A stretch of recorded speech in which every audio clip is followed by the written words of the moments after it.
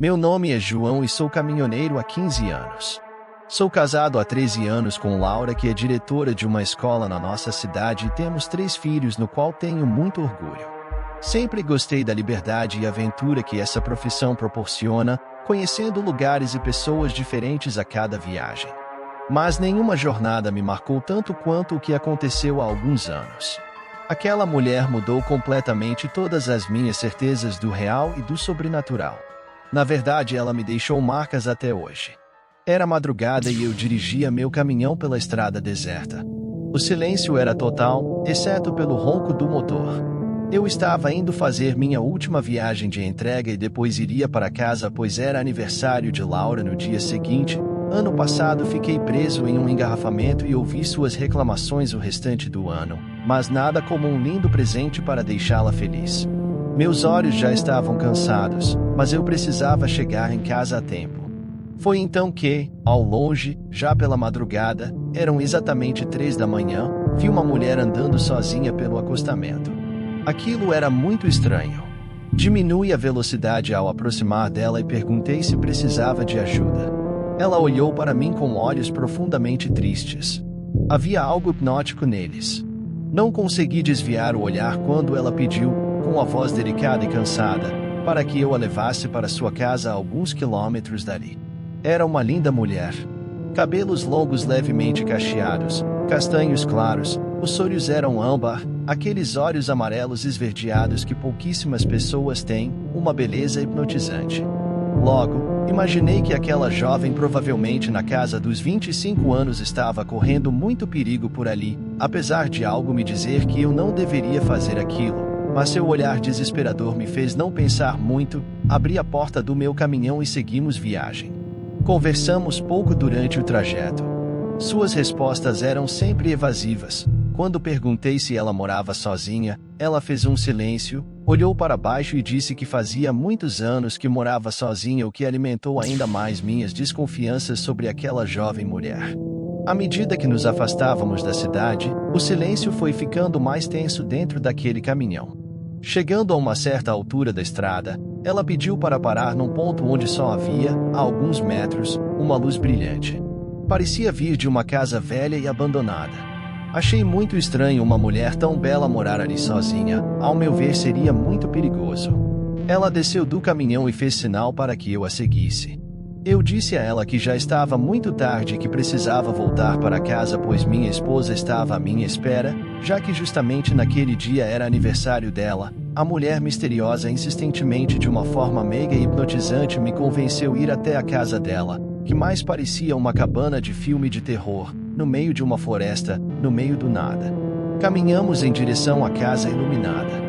À medida que nos aproximávamos, vi que se tratava de uma construção antiga, caindo aos pedaços.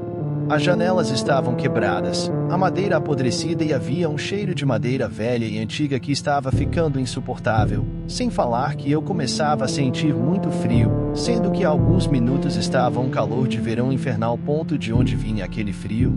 Eu não sabia explicar. Mesmo receoso, continuei seguindo os passos daquela mulher. Ela abriu a porta rangente e me convidou a entrar. Lá dentro não havia móveis, apenas uma mesa no centro com 2 cadeiras e uma vela queimando. As paredes estavam caindo aos pedaços e bolorentas. Não entendi o que uma criatura tão angelical poderia estar fazendo num lugarejo como aquele. Ela me ofereceu uma xícara de café e começamos uma conversa amigável. Na verdade, ela queria uma companhia. Questionei a moça o motivo de morar ali sozinha, já que certamente seria perigoso. Ela abaixou a cabeça, em silêncio por alguns minutos ficou. Quando se levantou parecia outra pessoa, começou a falar da época em que aquela casa tinha vida, que há muito tempo morava ali e que aquela casa pertencia a seus pais, e agora era dela. Ela disse que quando casou morou ali, mas o esposo havia falecido de tuberculose. Achei estranho, já que nos dias de hoje com os tratamentos dificilmente se falece de tuberculose. De repente, meu corpo começou a dormir, minha visão ficou turva, a xícara escapou das minhas mãos. Caí de joelhos no chão empoeirado. Antes de apagar de vez, ainda pude ouvir uma risada maligna ecoar e ver o rosto daquela bela mulher se transformando diante dos meus olhos. mas aqueles olhos pareciam controlar minha vontade. Quando acordei, não havia ninguém. Voltei cambaleante para a estrada e segui viagem, em choque. No rádio, ouvi uma notícia sobre um acidente mortal com uma mulher ocorrido naquela região há exatos 48 anos. Ela havia sido atropelada por um caminhão. Senti um calafrio percorrer minha espinha. Chegando em casa já pela manhã, minha esposa chateada não acreditou na minha história, ainda mais pelo cheiro de perfume grudado na minha camisa. Estava tão perturbado com aquela história que só percebi quando ela falou. Laura, claro, não acreditou em nada no que eu disse e naquele dia quase nos separamos, salvo por eu jurar que nunca faria isto com ela e levá-la ao local onde o cheiro do mesmo perfume que estava comigo estava naquela casa velha. Mesmo desconfiada, ela me perdoou. E jamais me sentiu mesmo desde então. O que aconteceu depois dentro daquela casa sombria nunca mais saiu da minha mente e me assombra até hoje. Ainda sinto o perfume dela quando faço minhas viagens de caminhoneiro, coisa que guardo só para mim, pois me chamariam de louco. Se você já passou por algo deste tipo, escreva nos comentários. Obrigado por me ouvir. Meu nome é Joab e sou caminhoneiro há 25 anos. Sempre gostei da liberdade desta profissão, rodando o país afora ao som do meu velho rádio. Não tenho família, apenas eu e minha fiel caminhonete companheira. Na semana passada, peguei uma carga em São Paulo para levar até Fortaleza. Era para ser uma viagem simples, que já havia feito muitas vezes. Porém, no meio do caminho, uma forte tempestade me pegou desprevenido. Para piorar, comecei a sentir uma falha no motor e mesmo com todo o meu esforço, a caminhonete foi perdendo velocidade até parar de vez no acostamento.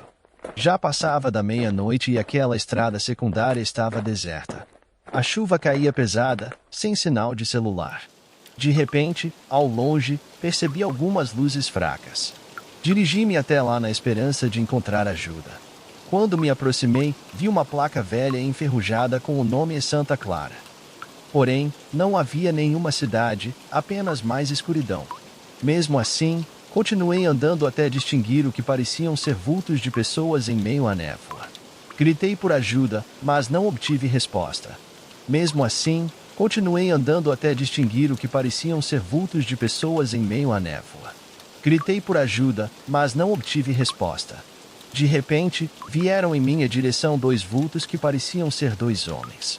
Pensei em correr, mas algo em seus olhares vazios me paralisou. Eles se aproximaram lentamente, com movimentos entrecortados, como se não estivessem realmente vivos. Suas roupas eram muito antigas. Quando estavam prestes a me alcançar, ouvi um ruído ensurdecedor vindo de trás de mim. Era o som de um trem se aproximando em alta velocidade. Virei-me assustado e pude ver a enorme locomotiva prateada vindo em nossa direção. O apito estridente soava cada vez mais perto enquanto uma luz intensa ofuscava meus olhos. Os dois homens, então, agarraram meus braços com uma força sobre-humana. Tentei lutar e me soltar, mas era em vão. Quando o trem estava praticamente nos engolindo, um clarão tomou conta de tudo. Quando o clarão e o trem passou, eu já estava chegando naquela vila estranha com aqueles dois desconhecidos. Conforme fomos adentrando, notei que o céu começava a clarear, como se o sol estivesse nascendo. Olhei para trás procurando a estrada, mas apenas vi casas simples, porcos e galinhas circulando. Mulheres com vestidos longos e aventais lavavam roupas em grandes caldeirões sobre a lenha, como nos filmes medievais. Algumas me olhavam desconfiadas e cochichavam em uma língua que eu não conseguia entender.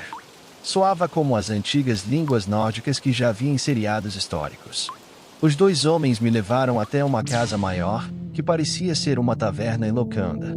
Lá dentro, vários aldeões bebiam e conversavam animadamente, também em seu idioma estranho. Fomos nos sentar em uma mesa e logo uma jovem de longos cabelos dourados e vestido vermelho trouxe canecas de hidromel. Ao provar a bebida doce e aromática, senti minha mente girar como se eu estivesse embriagado. A música, os risos e falas dos aldeões ecoavam distorcidos. Comecei a rir sem parar enquanto o vilarejo girava em torno de mim. Até que apaguei. Novamente acordei sozinho e desorientado nos trilhos de trem. Eu estava sonolento, nem sabia onde eu estava, mas me lembrava de tudo o que havia acontecido. Assustado, tratei de sair dali o mais rápido Por sorte, um colega de profissão passava por ali, mesmo desconfiado pelo meu estado, acreditando que eu não estava no meu juízo perfeito pelo tamanho estado de estresse e espanto. Ele me levou até minha casa. Inventei uma história que ele, claro, achou estranho, mas não iria me passar de louco se nem eu sabia o que havia acontecido.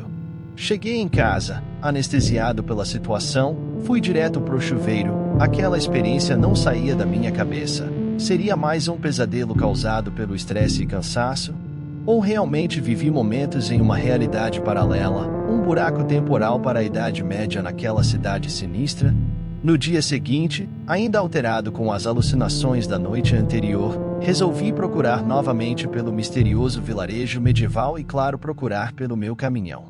Percorri a pé toda aquela área descampada em volta dos trilhos de trem, cada vez mais convencido de que havia enlouquecido ou sonhado com tudo aquilo. Não havia nenhum sinal de casas, não havia placa de Santa Clara, porcos ou galinhas. Muito menos das pessoas com suas roupas e língua arcaicas.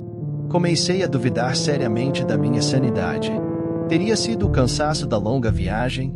Algum surto psicótico gerado pelo estresse e solidão desta profissão? Para o meu completo espanto, lá estava ela, a minha caminhonete, intacta, exatamente no mesmo local onde a havia deixado na noite passada. O tanque estava cheio e não havia nenhum sinal de falha mecânica. Será que tudo não passou de um pesadelo muito vívido? Entrei no veículo, liguei o rádio para espantar aqueles pensamentos lunáticos e segui viagem. Porém, preso no limpador de para-brisa, havia um pequeno penduricário de barro com símbolos que pareciam runas vikings. Um arrepio percorreu meu corpo. Aquilo só poderia ter vindo da aldeia fantasma. Estaria eu destinado a cruzar com aquele lugar e seu povo esquecido pelo tempo eternamente? Até hoje essa dúvida assombra meu caminho.